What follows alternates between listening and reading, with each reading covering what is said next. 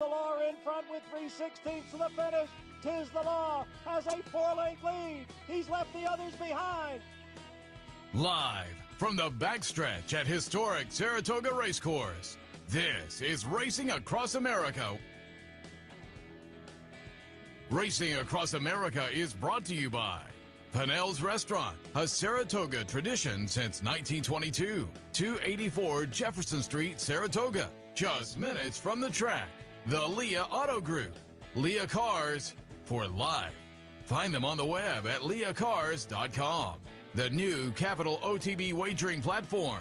Bet any place, anytime with the new Capital OTB wagering platform. CapitalOTBBet.com, the premier wagering site in New York State. And the Clubhouse Racebook. Can't make it to the track? Make it to the Clubhouse Racebook. 711 Central Avenue, Albany.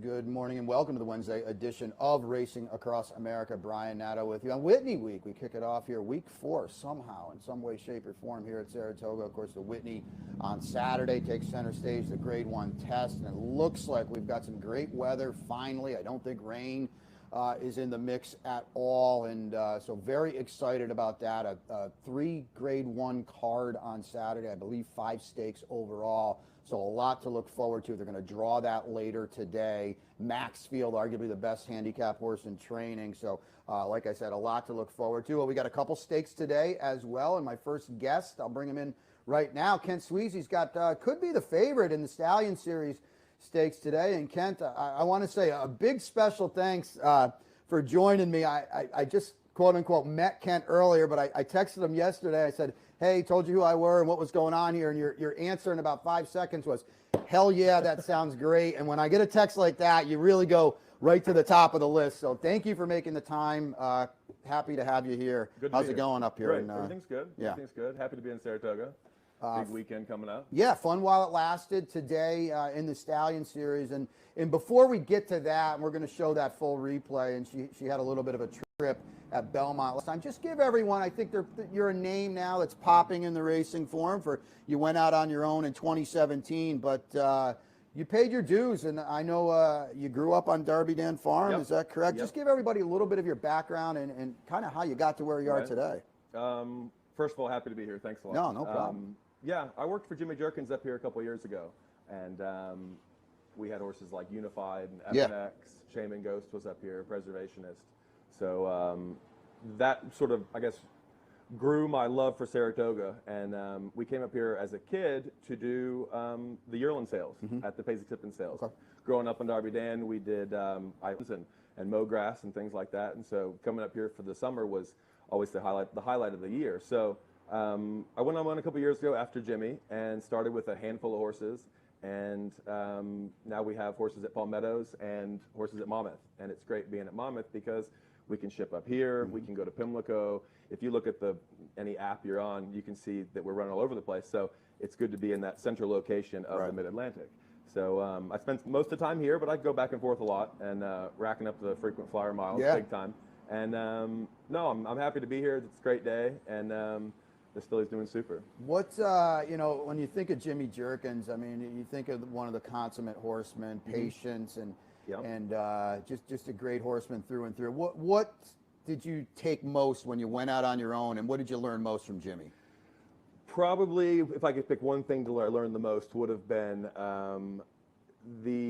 not the ability, but the awareness that each horse is going to be a little bit different. That you're going to train a nervous filly different than you train a big, strong 3-year-old colt that you're getting ready to run a mile and a quarter, something like that. And for example, you're getting 2-year-olds right now in the barn that they're getting ready to run. They're doing gate works, and they're doing all going through their motions. And the condition book comes up, and there's a race for the filly, and it's 2 weeks away. But man, I really wish it was 3 weeks away. But nowadays, owners have that access to the condition book a little bit, so there's a little bit of pressure in that regard.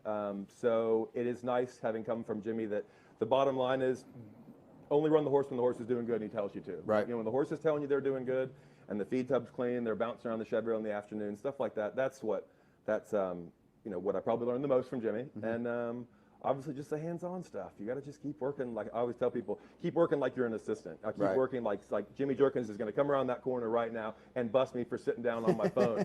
You know, whether it's interacting with the guys on Twitter or you know, messaging an owner or something like that. But it's to just be in the barn and keep showing up kind of thing.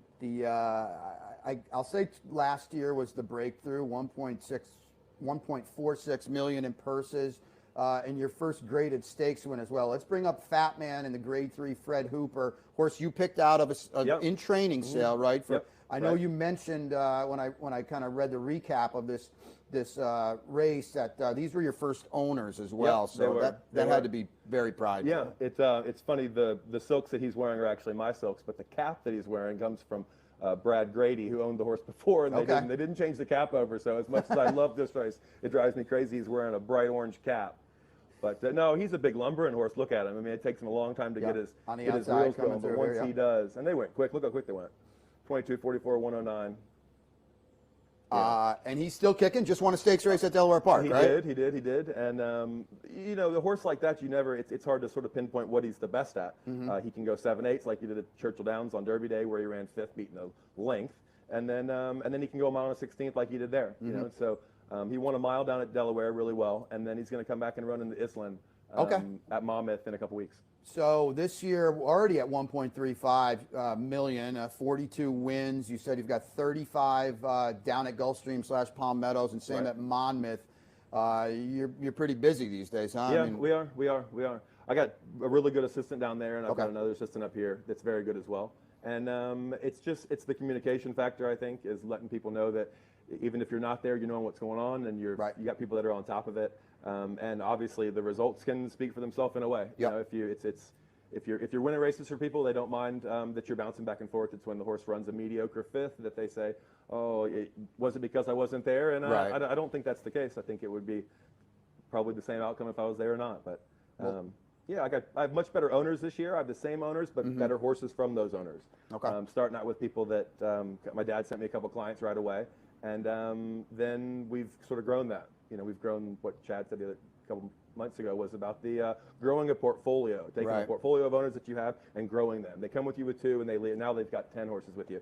So that's kind of the goal, I think, is to just get the better stock. Is 70 a comfortable number for you? Do you have a number in your head? Or? It's a lot of horses. That's I was going to say. It's a lot of horses. It is, and it's especially the way that it's different if you have 70 and you've got 40 running horses, and then you have 30. 2-year-olds where you can take your time, and it's not the entry day rush of everything. You know, checking the overnight every day to see what extras are coming up and things like that.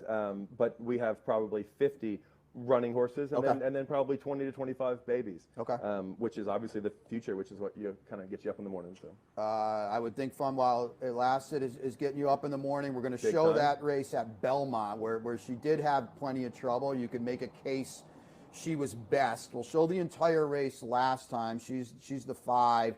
Talk a little bit about this race, Kent, and man, she ran huge to be beaten just a half length after kind of a pretty adventurous, I should say, trip. Yeah, she didn't pop out of there great, and I kind of wish she had, because I think going 7/8 there, you needed to be there. But Lescano gave her every chance here. And if you watch a couple times, obviously you can see her. She's wearing the beige color blinkers. It almost looks like she does not handle the turf very well, if you can see that. A little choppy, kind of. Just a little bit, you know. And Lescano even mentioned that when he came back. And then again, she got bumped at the top of the stretch, which we'll see in a second. But you know, they weren't going terribly quick. I think it was relatively soft that day. So no, I just think she can travel anywhere. She sits well right there. I went back and watched the replays last night. She hasn't done anything wrong since going 2 turns. And you like the added ground today too. An extra furlong today. Love it. A proper 2 turns today as well. Yeah, really. And on a very good turf course, and with a very good jockey aboard, I think she'll be really tough. I read the article that Mike Welsh wrote, and you mentioned, there's a big bump there, obviously, getting Jose Lescano to come back and ride. He just had a big weekend winning with Lexingtonian and the Vanderbilt. So he's obviously informed. So he's gotten to know this filly a little bit. Landing him, it seemed like you were pretty happy to have him come back. I was. I made a comment to the forum the other day about the importance of coming up here and having a jock that's going to believe in us and believe in the filly. And we put a lot of work into every morning to come up to a place like Saratoga where you think you've got a real big shot. You probably had to convince the owners to come up here. Sure. And I'm telling them the horse is doing good, and they come up and they just, they might not get the most enthusiastic ride, and I often don't blame those guys, but when you get a guy like Lascano on your team, I think it's great because he's won about every race out there, right. And not to mention he knows the filly now, so I think that's a huge bonus. You said you did win up here a few years ago, but winning a stakes, would especially now, knock on wood, that we're, people are here and they're experiencing this. Winning a stakes at Saratoga would have to be I don't want to say maybe bigger than a grade 3, but it would be pretty big. I can't let Ray Handel do it all. I can't let Ray Handel win a stake in 2021, and I don't. So come on, fun while it lasted. Before we let you go, because this is a gambling program too, I know you're having a heck of a meet at Monmouth. I think the number is 10 for 30, so the barn is very live.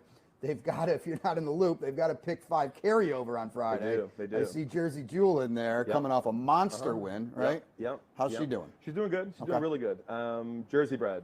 You have a window to run. Big money, right? Big money, and once that window's closed, you got to turn them out and bring them back next year. So you really got to get after it while they're good. And she is doing good. She comes, when you win the maiden, you turn her out after the maiden. You come back and she runs very poorly first time out. Right. She fooled us. Okay. I thought she was just doing much better than she was, and she needed a race. So comes back and she gallops. And so anytime you go from the maiden to the 1X to the 2X, it's pretty tough. I don't care if it's Jersey breds or what it is. So by no means a walkover, but she would definitely be one to throw in there 100%. So. All right, I like it. Well, definitely fun while it lasted is to throw in there. I like her. I know Mike did too. You seem very high. So best of luck today. Thanks for coming over too. I know it's not easy live on a race day to get over here, so we really appreciate it. Happy to be here. Best of luck too. Thanks. All right. Appreciate it. Kent Sweezey is going to be front and center in the Stallion Series Stakes later today with fun while it lasted. It'll bring us to our first break here on Racing Across America. When we come back, Mike Welsh from the Daily Racing Form. Stay tuned. Welcome to the West. I'm Scott Varley at Saratoga's latest and greatest high-rise luxury condo. Starting in the mid-5s, every condo here has 2 bedrooms and 2 baths and upgrades just like this. Check out these oversized private balconies.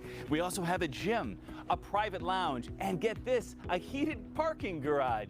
To make a reservation for your private condo at the West, call or text me. I'm Scott Varley at 518-281-6808. Welcome to Albany County, an incredible destination to live, work, and play, with easy connections to more than a dozen cities from our vibrant modern airport. It's a short trip downtown to a hive of culture and amusement, from world-class shows at the newly renovated Times Union Center to reliving the past at the New York State Museum. From outdoor recreation to shopping to nightlife, Albany County has something for everyone. We'll see you soon. For 4 generations and looking forward to a 5th, Bruce Cerrone and his family have continued their 99-year tradition of delighting their faithful following with the finest authentic Italian recipes made with the freshest ingredients. Some things have changed in the last 99 years, but not Pinnell's commitment to the finest in Italian cuisine. Pinnell's Italian Restaurant, a Saratoga tradition since 1922. 284 Jefferson Street, just minutes from the track.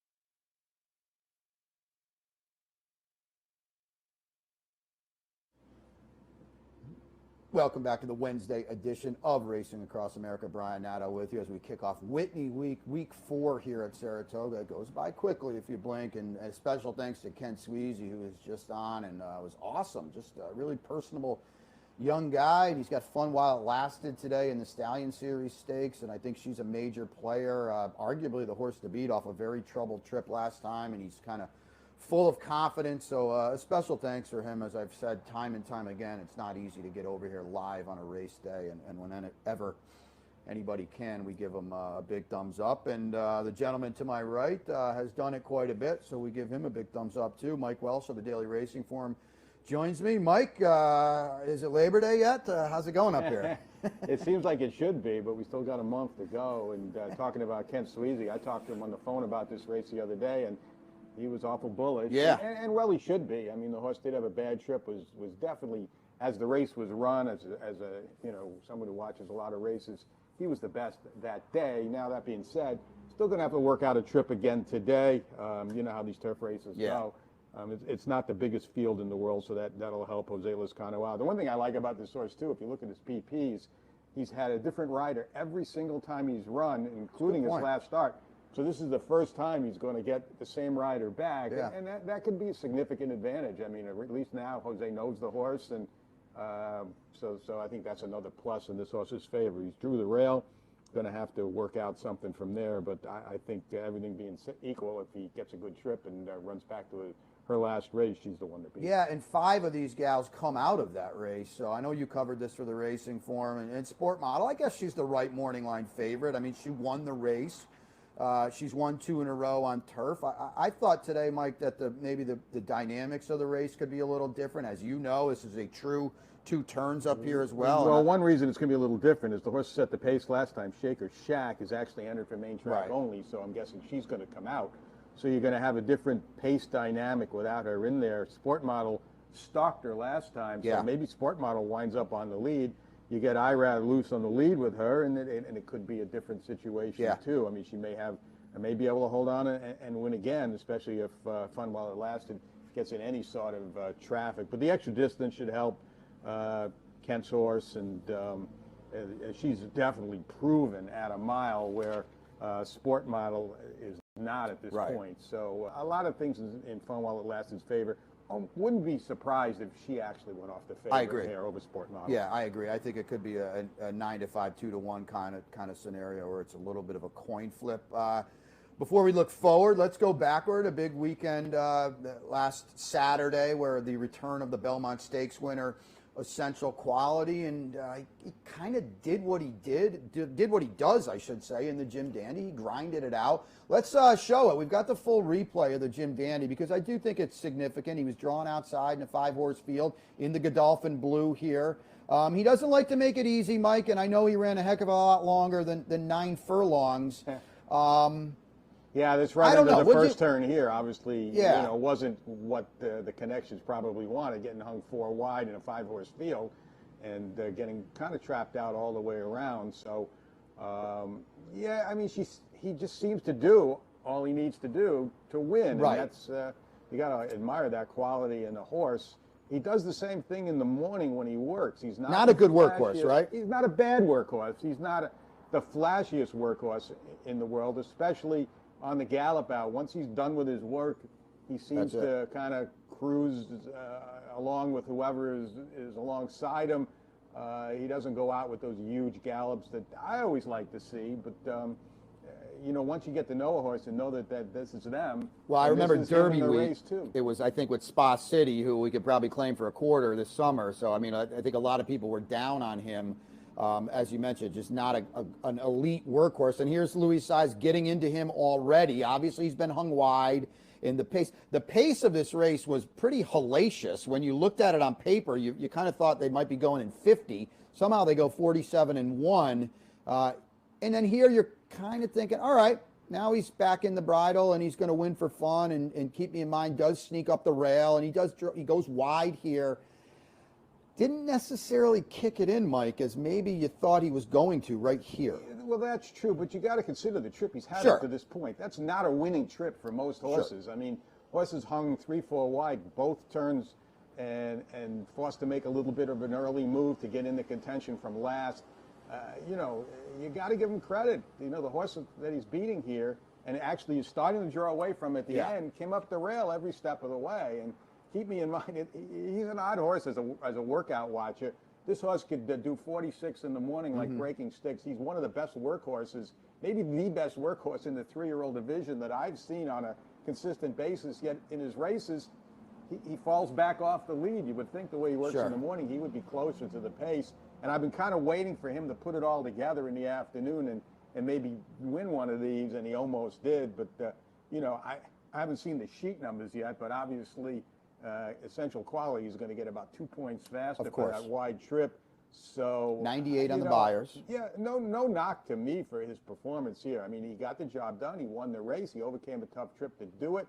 And, you know, now move forward and see what happens in the next one. But I have no qualms with that effort. I know some people were not happy or kind of knocking the fact that he just eked out the win. But I thought the way the race set up and everything being equal, I give him credit for being able to stick his head in front at the end. And again, looked like he was drawing off from Keep Me in Mind and definitely from everybody else. And Mike does a great job with the form, with the works. And you can just talk a little bit about that, Mike, because as Travers draws near, we're going to see how these horses move forward or maybe regress from the Jim Dandy, where they can get the works. And I know you and the team are full court press up here. Yeah, and Essential Quality, we know what to look for from him in the morning. So there's going to be no surprises there. The one good thing, I'm not sure who's coming in from out of town, but we do have somebody in California, you know, watching those horses for us too. So we're not going to be get left out in the cold there with the horses coming in from the West Coast. Only on Saturday in Saratoga is a Grade 1, not technically maybe the feature or the main attraction, and that was the case on Saturday with the Grade 1 Vanderbilt. Whitmore, the old veteran champion Breeders' Cup Sprint winner, was here.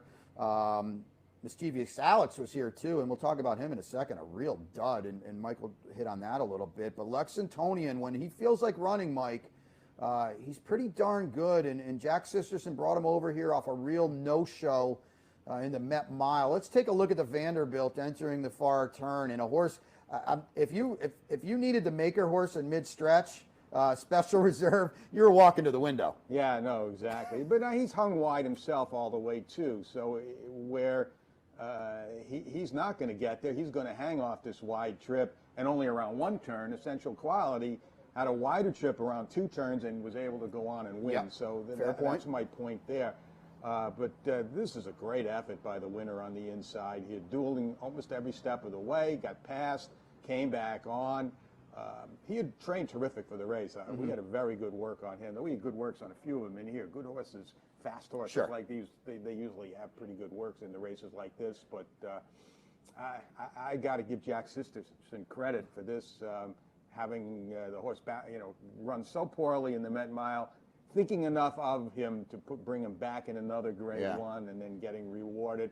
I was shocked at the price, 34 to 1. Well, if you look back at his form, he had 2 Grade 1 close seconds in Grade 1 races against some really good horses. He'd been close to Whitmore a couple of times, who was the champ, and went off, I don't know, 4 to 1 or something here. So him to be 34 to 1 shocked me. The other thing that shocked me, and then after I talked to Jack after the race, this horse had never been in front at the first or second call in any race in his career before Saturday. So the fact that he made the lead in here was kind of a surprise to everybody, but that's what Jack told Jose Lezcano to do. I read that from your quotes, Jack him out of there, engage them early, get his head in front, and if you get his head in front, he's going to fight on, and that's exactly what he did. So you got to admire a trainer who knows his horse and can give the rider the proper instructions. Jack said, I don't give jockeys instructions usually because I'm not a jockey. I thought that quote was great. I don't want to. I'll probably just screw it up. But in this case, he did, and it was the right instructions at the right time. So if he's going to give instructions once every 10 races, his percentage is pretty good. And Jack's kind of come to the fore in the last, we'll say, 2 years. I know Vexatious won the Purcell Ensign up here, beating Midnight Bijou last year, his first Grade 1 win. I talked about him earlier, and I had him on last year, and he's a he's the nicest guy you'll ever meet, first and foremost, but he's really, I think, in a short period of time, Mike, really distinguished himself as a guy that knows his horses inside and out. Well, he got a good education working for Doug O'Neill before going out on his own, and he's been a horseman for a long time. So not a total surprise there, but yeah, Vexatious was his first Grade 1 win. Unfortunately, he wasn't here last year for that. So it was doubly exciting for him to be on hand. This was really his first Grade 1 win in person here, and he was very gracious in victory. Thanked everybody, you know, at the farm and, everyone involved with this horse. He kind of took a back seat, didn't want to take too much of the credit. He gave the credit to everybody else. So you got to admire that as well. And this will be a good setup for the Forego later in the meet, when we'll see several of these back for sure. Whitmore, Mischievous Alex will come back, and then some new shooters obviously as well. Well, you mentioned Mischievous Alex, who I thought was A, a cinch in this race on Saturday, and B, on the backstretch was about 1-50 to win the race. And he just stopped badly at something to 5, I believe 6 or 7 to 5. 7 to 5. And afterwards, I know Safi Joseph mentioned something that I was not familiar with, and he said he got a case of the thumps. And just give everybody kind of a brief idea of what exactly that is. And I know you said you saw it firsthand. Yeah, well, I didn't see it firsthand. I saw a video that Safi had taken when the horse got back to the barn. I mean, some people might say, yeah, you know, you got to come up with an excuse. So the thumps is a convenient one. But he had a picture of it, or a video, not just a picture of him, back at the barn afterwards, and you could see his diaphragm thumping pretty good. And you know, when I was watching the race and I looked at him at the top of the stretch, he was caked in kickback, and I thought maybe that had something to do with it. So, and maybe it had partly to do with it. I mean, the track, there was a lot of kickback that day. But, you know, a case of the thumb, Safi said it's almost worse than bleeding, or he felt it's worse when the horse bleeds. It really impedes them from running their best race. But the horse seemed fine the next day, he said, and if all goes well, he's going to move forward and bring him back in the Forego. So we'll see. You know, it's something you can deal with. A lot of times it's caused by an electrolyte imbalance. They're just not getting enough fluids or whatever. So they'll deal with it. They'll figure it out, hopefully. Some horses, they get it all the time, and then you have a problem. He said he's only done this once before in a very minor way, nothing like what he experienced there on Saturday. And another reason to make sure on Travers Day, if not before, to get a copy of the DRF Works, because, you know, Mike and the crew will be up close and personal watching, you know, horses like that you want to see. How did they bounce back off a, you know, a real dud? I think that's a decent enough segue to Saturday in the Whitney, and Swiss Skydiver is going to really try to climb a few mountains, because obviously a lot of people think Maxfield is you know, the best handicap horse in the country, maybe especially now since not his stablemate, but his Godolphin buddy Mystic Guide is out for the year, and he's going to be a strong favorite in the Whitney. Silver State, 6 in a row. The Met Mile winner, Nick's Go back on the beam, and the Cornhusker for Brad Cox. And here's Swiss Skydiver. We're going to show her winning the Preakness last year, and Kenny McPete's never a guy to shy away from a big spot. And down inside, coming through here of Authentic, the horse of the year, and not the road. This is the road less traveled, Mike. A big ask for a horse that, well, first of all, I know she's been in quarantine. Has she had her schedule that altered by Kenny not being allowed to A, run his horses, but B, work his horses with the general population? Well, he did miss a start with her, and that's why she's winding up in here. Training-wise, no, she hasn't really missed a beat training-wise, but she did miss a race against her own kind, rather than having to step into the fire here against the boys. I mean, look, she won the Preakness and beat Authentic, so you know she could do it on her best day. The question is, you know, she's been off since April. She has been training on the training track after the general population, so you know, whether she's going to need a race or not. Coming into this one, but boy, she's in awful tough. And I think, even though Max Player might be the favorite, I think at 1 1/8 with not a lot of pace in here, Nick's Go might be really tough to beat. I think if he gets loose in the lead, he's going to stand some catching. That's my opinion in yeah. here. But so you got Silver State, you got Maxfield. You're going to have, by my standards, coming in, Happy Saver. It's a pretty darn good race. And looking forward to it. You know, Nick's Go was a strong favorite, the Pegasus winner, a strong favorite in the Met Mile. It didn't really work out that day, but Brad brought him back in the Cornhusker, and he said after the race, which was, listen, it was a public workout. There was no one in there. We know that. But Brad said getting this horse back to 2 turns was key, and I think you hit on it perfectly. He's going to be set to let roll on Saturday. I believe so, yeah. I think he's going to make an easier lead than he did in the Metropolitan, and I think he's going to be really tough in it. He'd be my pick right now over Maxfield, Silver State, and the other really nice Swiss Skydive. I mean, this is a great field. Yeah, I mean, this is a race. Even if you don't want to come out and bet it, it's a great race to come out and watch. That's yeah, and you know, Maxfield. Listen, as everybody, you know, Maxfield is. I think he's 4 for 5 this year, and he's the number quote unquote ranked horse in training. Well, the one blemish was in the only Grade 1 he ran in this year, and that was, I know he did ship out in the big cap, but he was a little flat that day, and he's been looking very good in his recent wins, the Foster and the Ali Sheba, but this is a whole different kettle of fish on Saturday. This is a serious renewal of the Whitney. Yeah, and the big cap was 1.25 miles. Right. He's back at 1 1/8 in here, but you know, with his running style, he's going to need some help up front, like some of the others will with Nick's Go. All right, Mike Welsh, Daily Racing Form. Like I said, Clocker Extraordinaire. Check that out. You can get them on drf.com. Mike, always a pleasure. Thanks for taking a moment on a busy Saturday, or busy Wednesday. Happy to be. It's tough to remember what day it is. What day is it? I got to admit that. It's a little easier now that we're only running 5 days a week. When it was 6, and we were turning out 6 Clocker reports a week. You know, you were doing them 2 days down the road, and I just never knew what day it was. It's a little easier now, but still, you do get confused sometimes. From a selfish standpoint of working in the media, doing picks every day, clocking horses every day, I don't think we were complaining too much when they said, you know what, let's peel off these Mondays. Yeah, no, I certainly was happy, and so was the crew, to get a little bit of a break.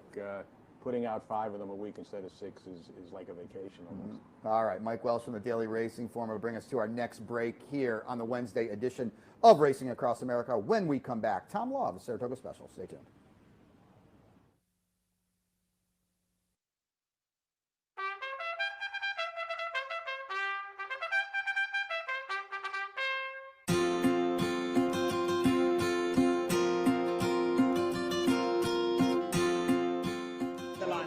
Set now for the juvenile fillies turf. 14 of them across the track. Eagles sent on their way. And the dance on the outside. Broke a little sideways, but broke KK. But meanwhile, it's going to be stopped. But running on now, and Somali Lemonade's got 8 to make up. They come to the top of the lane. Stop. Shopping Maria's got a lot left. Stop. Shopping Maria goes on. Sweet Cat is right there. Hard not to like. Royal Body is running on. Past the 8 ball way comes. Stop. Shopping Maria for the run. Still under a hand ride as they come to the 16th. Stephanie's Kitten coming out late. Yes, Stephanie's Kitten coming fast. Stephanie's Kitten. Stop. Shopping Maria. Stephanie's Kitten's water.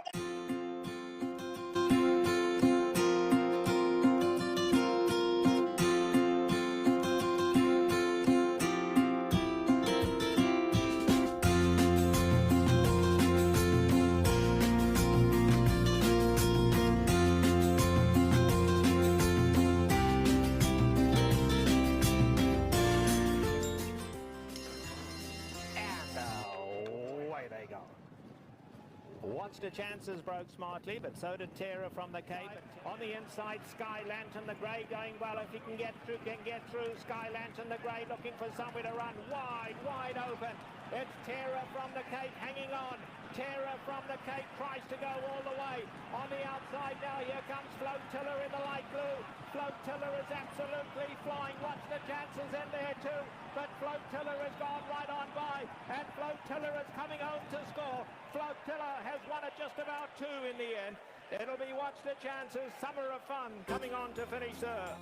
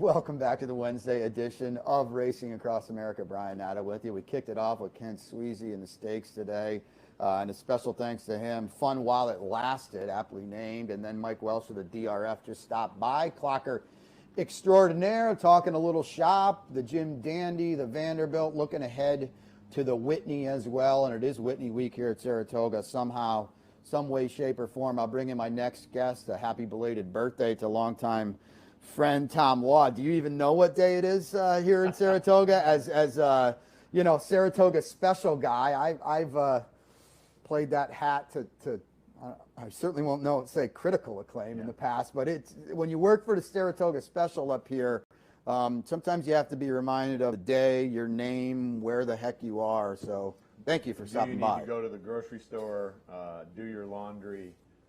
Today I realized I needed to pay my bills. Like, what's today? The 4th? What's today? Sean asked me, what are you doing, paying bills? Shouldn't you do that on the 1st? Right. I was like, I lost track of the 1st. After the 31st, like you said, thank you for the birthday greetings. But yeah, we keep it straight. You know, we always know what's coming next because we're always working on the next edition of the paper, as you know. Well, and we got a big stretch coming up. Yeah, we'll show today's paper here, and actually, you know what? Just hearing you say that, kind of, there we go, Dandy Boy of Central Quality, kind of made me shiver a little bit because I thought back to the day. Just give everybody an idea, because when you wake up on, we'll say, Tuesday morning, there is no paper. That's right. There is zero paper. No, it all starts again. Once you finish one paper, it's the greatest feeling in the world. And then the next day, you start to have that feeling like, uh-oh, I have all these pages to fill with content. So thankfully, a lot of those pages are filled up with advertisements from our great supporters, who we thank. But then we pull together the whole team. It's Joe, Sean, myself, Clancy's, Joe and Sean Clancy's. Yeah, and we have Paul Halloran is a frequent contributor. He's actually going to be in town this weekend for the Whitney. We got a smaller team of interns this year. Iv Hendricks, Mary Eddy, and Terry Hill. Who Terry Hill writes these hilarious columns. He's the self-proclaimed and really maybe is the world's oldest intern. 77 years old. Wow, okay. Came to us a couple years ago at 75. So he just keeps breaking his own record as the oldest intern. So we have that team in place, in addition to our photographers who do a great job. Dave Harmon, Todd Marks, Connie Bush. Connie, that's right. Yeah. Todd, of course. Yep. Todd and Dave's over on the other side with West Side Stadium Yep. as well. Talk a little bit about the interns, because I just read when Sean wrote about your, I forgot how old you were, but that celebration in the paper, which was pretty cool, because I know you earned every 50 lines that he gave you. That's so right. there we are there. But you kind of seem to be the ringleader of the interns, which come about pretty much a new batch each and every year. I mean, I kind of did it way back when in 2006, and it's just like, hi, I'm a fan of racing in Saratoga, and then basically like, hey, you want to work for the special? That's typically how it comes about, or it's people that we have a connection with. Sure. Maybe their parents or maybe relatives of theirs. They come to us that way. We advertise internship positions a few different places. The American Horse Publications is kind of a useful organization that puts young people looking to get in careers in the horse industry. University of Kentucky, University of Louisville advertises it for us. So we get a little bit of interest there. A lot of times it's just kind of word of mouth. Like you said, it's fans of racing, whether it's Travis Stone picking up the paper in the backyard and coming to see Sean and saying he wanted to work at the special, or you, or Gabby Gaudet, or Quint Kesenick, or Ryan PTF, Jones, Anise Montpleasure, Shayna Tiller. We've had just a long list of people. Is pretty impressive. Yeah, so I manage the team. I kind of put it together every year. It's kind of my job to assemble it with help from Sean and Joe, who we get. And then we kind of, the first, they get about 1 day of training. And then they're they get that much thrown time? right in, Yeah. Well, I don't even think they got it this year. It seemed like a little bit of a start and stop, because we're doing 2 papers a week, Wednesday and Friday, or Wednesday and Saturday. Wednesday, Saturday, okay. In addition to, we're going to do a long stretch here for Sales Week. Sales is always Friday Hall of Fame issue. Hellish time. Saturday, Sunday, and then Monday, Tuesday, Wednesday for the sales. So, it's 6 in a row, which we used to do around Sales Week. We did 13? around 11 or Okay. 12 in a row, I think, maybe. So it's kind of old school Saratoga Special, but then after that we go back to the Wednesday, Saturday. So, but that's a good thing because we actually get a little bit more time to kind of work with the interns now. Help them with writing, help them kind of learn the business. And that's really what the team that we put in place every year. It's either people that are interested in racing, or they're maybe interested in journalism, or maybe they're interested in both. In a perfect world, they're interested in both, but it's by no means a requirement. I tell people that all the time. It's certainly helpful if they understand racing and maybe understand horses. Iv Hendricks, who's a young guy working with us this year, comes from a fox hunting background, the steeplechase world, so he sort of understands horses a little bit, but he's learning racing as he goes. So, but he's comfortable around horses and horse people. So as you know, it's that can be somewhat tricky sometimes. We have a lot of different personalities in our game, which is the best part of our game, really. So. So it's just a three-person sort of intern team in addition to Paul Halloran, who's from the Boston area, kind of a veteran sports writer who came to us a couple of years ago and said, I'd love to help you guys out if you don't mind. And he helped out 2 summers ago with the live product, the print product, and then last year with the digital. He was on the ground actually a lot with just me. When I was you were the only one here last year. Yeah, correct? Terry was out here too. It was Terry and myself and Paul all had credentials to get on the grounds. Rarely were all 3 of us here at the same time. I think maybe some of the big weekends, but yeah, it was. I've kind of, as we go on with the meet, it seems those memories fade of last year, which thankfully it's not a bad thing. It was rough, like I love racing and I love the energy of the track as you do, and just the whole vibe, and it just really wasn't there, but. The racing was good at times. I think this year the racing has been far superior. For sure. Which is great to see. Saratoga's back and back with authority. So another big weekend on top. I can't believe it's the week 4 right now. Isn't that crazy? Yeah. And when you work for the Saratoga Special, you obviously you are at the forefront of the steeplechase game, and the Wednesday opener is a hurdle race today. It's a good race, and you and I were talking before you got on here. I had Sean on a couple weeks ago, and I said, I'd like to try to find video of some of these horses, and sure enough, I went to the NSA website, National Steeplechase Association, and as a guy that worked in the office in Fair Hill for the Clancys, the NSA website wasn't what it was then as it is now. You can look up, and again, we bet on these races up here. You can go to that website and see any race you want in high definition, and it's really, really sharp. Let's bring up Ritzy AP winning last time at Colonial, which I think is significant too. And Tom's going to talk a little bit about that. But just in general, he's the 2 actually in the back of the screen here for Neil Morris, who used to train a lot of horses back in my day for Kinross Farm. And Neil's a high percentage guy. This horse looks all right. Former Jack Sisterson Calumet horse too. Absolutely. And as you can see, there was a loose horse in the race, and then a faller in here. But I mean, here's the last. This isn't the last jump, but the horse. He's a 2 horse. Yeah, he's the 2. I see him on the screen. Still having to make up a lot of ground right here. He had a horse loose on the lead. Another one kind of sitting in that perfect spot right now. I mean, this one horse, you're thinking, okay, this is lights out here, game over. But Ritzy AP, like you said, Neil's done a great job. This is only the horse's 2nd start in a hurdle race, in an official hurdle race.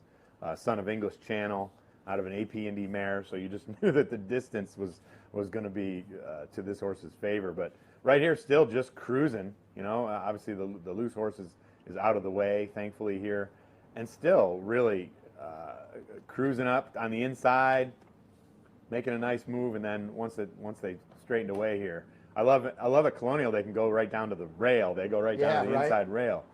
There's no cones or anything. Yeah. So and they don't have to hit that last jump just like the setup is here at Saratoga. And I always say there's very few things I've kept with me from this many years ago. Weight and racetrack form, because we're at Saratoga, obviously. We're running these races.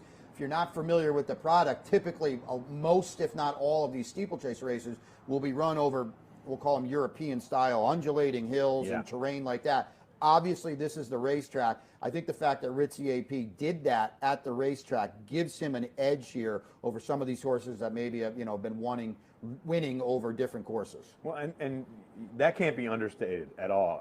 Overstated, understated. I'm the word guy. That's a Yeah. huge I don't know, you wrote handicapping angle. 6,300 words the other day in the special. Issue Come number on. 2. Sean had it wrong. He said issue number 1. Issue number 1 is only 5,800, but 6,300 for the second. That's a great angle. And with the jump races at Saratoga, quite often that's really the first thing I'll do. Yep. The first thing I do in flat races, I try to look at horses that have run at Saratoga before and look at their form, if they've run well here before or run poorly. With the jump races, you want to look at flat form at least a little bit. Right. Because, I mean, they're going to run a half mile without a jump. So you're going to go down the form and you might see horses that, oh, well, this horse was running in graded stakes, like Ritzy AP ran in graded stakes races. And then maybe look at some of the European horses might have some form. Even horses with form on the dirt, I might factor in. You know, like a horse like Lemonade Thursday, who I picked today in the paper. Okay. He was a decent flat horse. They ran him in the Monmouth Cup, a Grade 3 race. Yep. Just a couple of years ago, Jack bought him for River D. The River D stable bought him, turned him over to Jack. Of course, River D is Sean Clancy's partnership that he heads up. He's a horse that likes firm ground. We haven't had rain in a couple days, thankfully. Not yet, right? Yeah, not yet. Let's not curse it. But he does like firm ground, so I'm hoping maybe it's dried out a little bit. We've had a decent couple warm days and cool nights, so hopefully that it firmed up a little bit for him. A real toss-up kind of race, though. Yeah, and I'm looking just at connections here. Leslie Young's done a really good job. Yep. The wife of Patty Young, former champion jockey, I believe. Todd Wyatt, assistant for Jonathan Shepard, and Tom Voss is here as well. Kerry Briand, Jonathan's last assistant before he retired. And I just want you to talk about Jack Fisher, who when I was doing this he was starting to really get to where he is, Hall of Fame trainer, and we all know how prolific Jonathan Shepard was, and it's going to take a long time for anybody to get to Jonathan's level. Yeah. Jack Fisher has taken that baton and just run with it, and he's going in the Hall of Fame, and you know him well, very prolific. I mean, and he does a great job taking these former flat horses into hurdle horses. Yeah, I mean, of course, he has the leading steeplechase horse probably now in Snap Decision. Yep. 6, 7 in a row? Yes, 7 in a row, Okay. I think. Unfortunately, he's not probably going to run at the meet. Right. Because the grade 1s up here are handicap races, Yeah. and he just feels like he's probably just going to give up entirely too much weight. But Jack, he's perfect with horses like that. He's gotten a lot of like Phipps homebreds that he's turned into jumpers. Bob LaPenta, right? Yep. Fast Car was a horse that won up here last year for him. Jack just does a tremendous job. He gets on his horses at his farm back in Maryland. Yeah. It's funny. Sean wrote about Jack. He parked his car in my driveway. I saw that last couple weeks while he was going back and forth. And Saluter was his real top horse. That was a timber horse and kind of the horse that put him on the map. And we wrote about him. We're doing a thing in every edition called Hall Talk, where we talked with Todd Pletcher, Mark Cassie, and Jack Fisher about basically the 20 horses that helped get them in the Hall of Fame. Right. The shirt. 20 because we're doing 20 issues this Okay. year. So we just had him pick one horse. It's been funny to kind of sit down with Sean and Joe do the interviews with Jack. I've done the interviews with Todd and Mark. Okay. And but just reading through those things, Jack's already gone through. So he talked about Saluter, Right.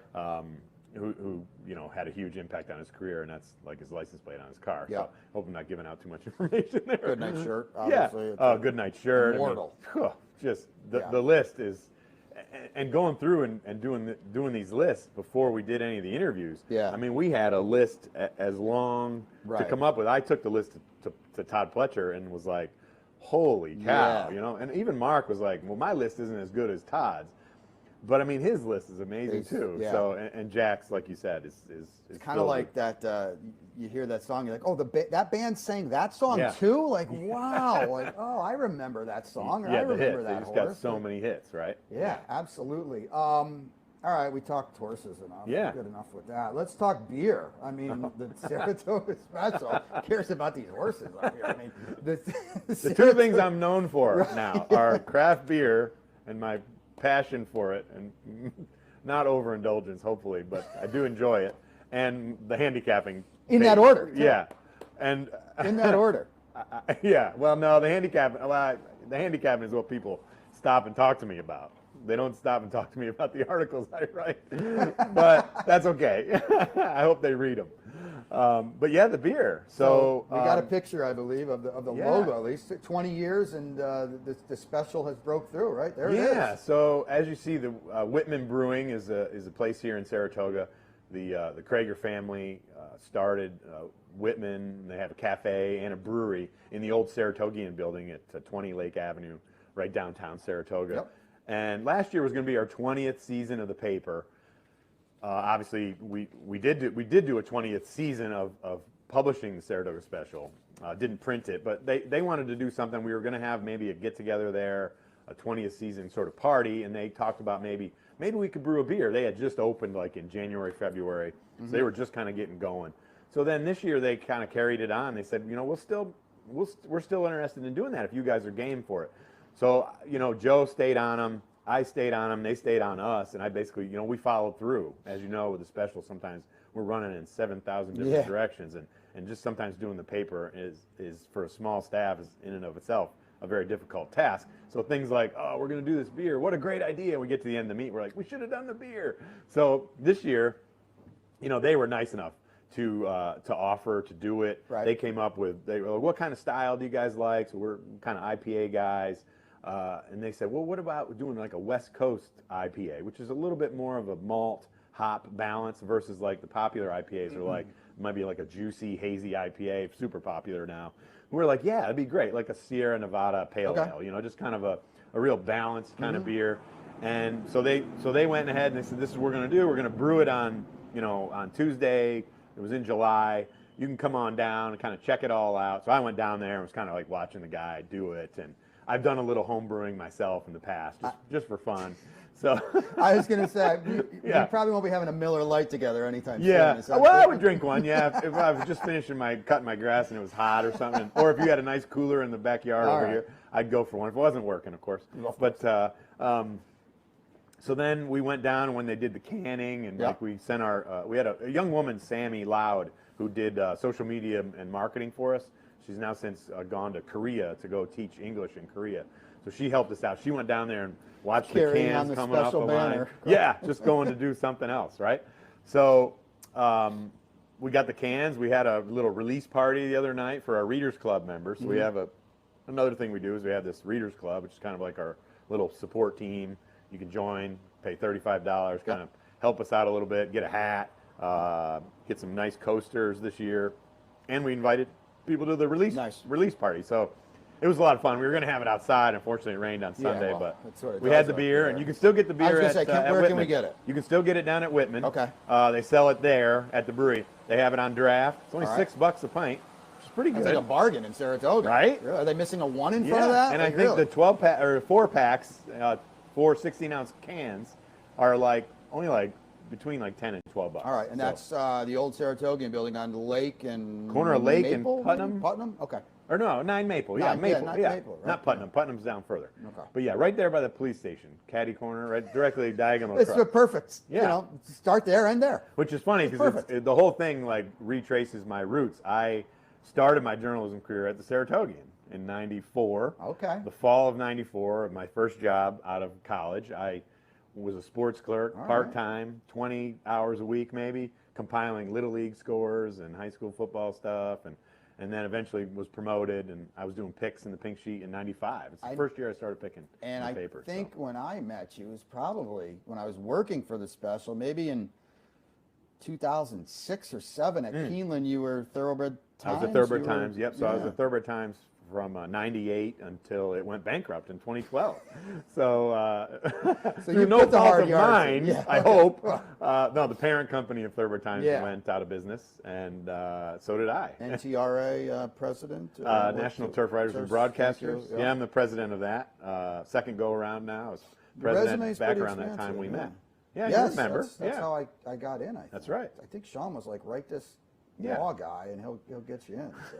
Yeah, that's when we met. That's when we met. Been friends ever since. Yeah, been friends ever since. That's a long time ago now. That was a long time ago. My goodness. I think that's 16, 17 years ago. We're not getting any younger. We're not. You especially. Thanks for the reminder. The other day. But seriously, Tom's one of the great guys and does a lot of the hard yards for the special as the Clancy's and everybody does. So happy belated. Good to see you up here. We'll have you on again. Best of luck, too. Thank you very much. Yeah. It's been great. I've enjoyed being on the show over the years with you and Seth. And, just great talk to be about back. quickly, I mean, you alluded to it. Nobody was here last year. Just to get back up close and personal with everybody's got to be pretty cool. Yeah, I mean, you find yourself sort of getting chills, just kind of feeling the energy of the crowd and being in the grandstand, in the clubhouse, just kind of walking around. Yeah. The mornings, I was saying the mornings weren't really much different. I would say that last year, but even the mornings are different this year. I mean, there's just more people around, horses around. It's great. And the special is a people's paper. People love the special. You get it anywhere in town. So the fact that it's back in a printed form, you go into hotels, it's there. You go into, all these shops, it's there. It's as a guy that did it and worked for it. When you and you're obviously very well known, but I was not that I am now, but I was certainly not back then. And when you knock on a barn door and you say, "Hey, it's Brian from the Saratoga Special," come on in. Oh yeah, it's a big deal. It's it a really different is. deal. And I tell the staff that every year. I say, look, we like to think that the horsemen like us, that they respect us, that they know us. We're out there at 5:30, 6 in the morning. Yep. The staff, go introduce yourself. Tell them you're, John Smith from the Saratoga Special, and you do get a different response. I've noticed really that. I mean, I did it for the Saratogian. I did it for Thoroughbred Times. It helped being at Thoroughbred Times. I would call people all over the country, all over the world, and that really helped.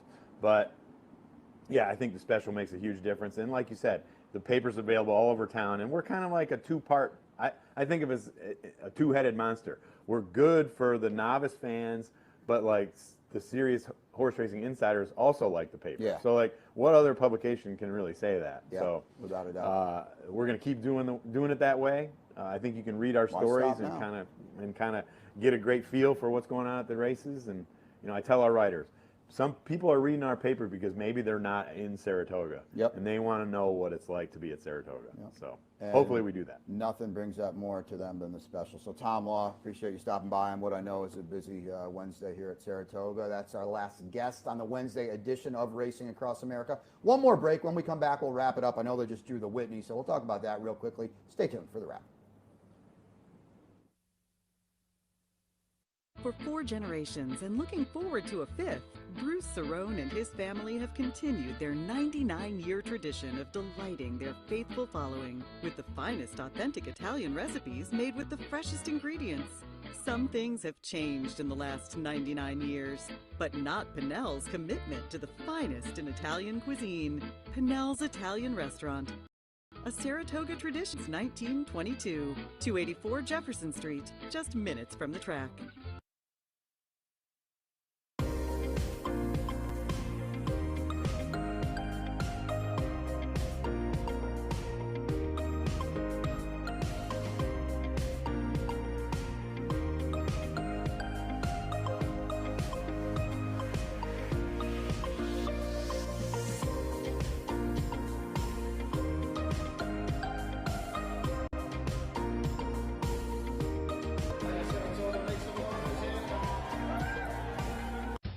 Where's the best place to find your favorite teams, your favorite food, daily drink specials, and waiting on live horse racing? Legends Field Sports Bar, 711 Central Avenue, Albany. Get your game on day or night with 75 flat-screen TVs, tournament-style pool tables, a private banquet room, and live horse racing. So if someone asks you, where's the best sports bar in the Capital Region? Tell them Legends Field Sports Bar, inside the Clubhouse Racebook, 711 Central Avenue, Albany.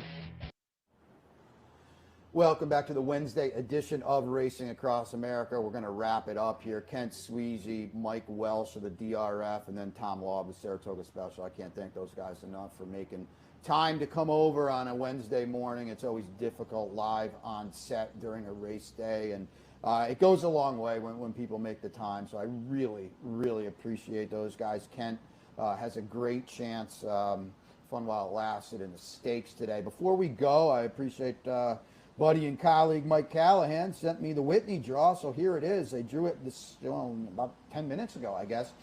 They got 5 for the Whitney, but I don't think that's a bad thing because it's a murderer's row. Maxfield, you're 8. Knicks Go, surprisingly, excuse me. Knicks Go, that's surprising to me. You're 6-5 morning line favorite. Maxfield, second at 8-5. Silver State, the Met Mile winner, the third choice at 4. Swiss Skydiver, the Preakness winner of last year. I believe she won the Beholder Mile to kick off her campaign. She's a 6-1 fourth choice. And by my standards for Brett Calhoun and Chester Thomas's Allied Racing, 10-1 outsider, second in the race last year. I think he's banked about $2 million. Brett said the end-all, be-all is to get him a grade 1 this year, and he's a tough customer as well.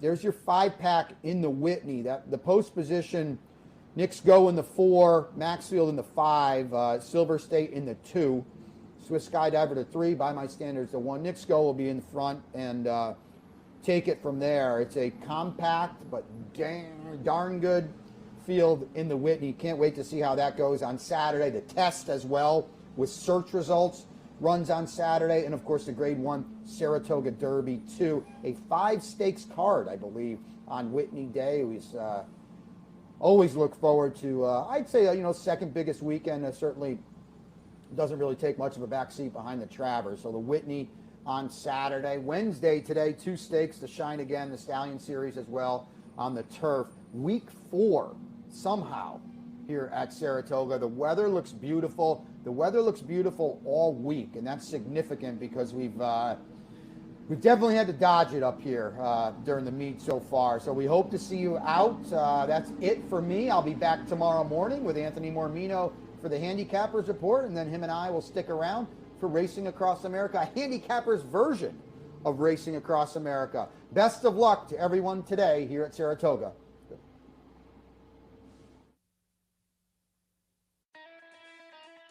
You've been watching Racing Across America.